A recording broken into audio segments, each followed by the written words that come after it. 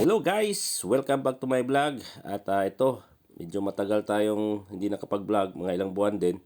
At nawarningan ako ni Lolo Whitey natin. At yan, ito yung vlog kong susunod ay papakita ko kung paano natin pipinturahan yung Toyota Emblem natin gamit ang elastic rubberized spray paint.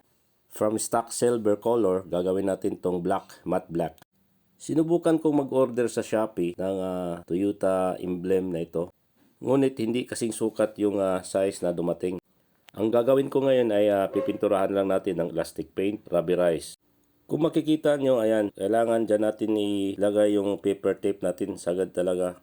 At ayan, puputiktahan natin yung rear cam niya. Oh. Yan yung rear camera ng Hilux natin.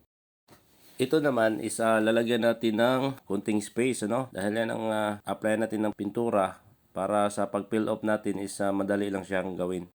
So ito tuloy lang natin yung paglalagay ng paper tape upang masiguro na walang butas, no? Walang makakalusot na pintura doon sa body ng sasakyan.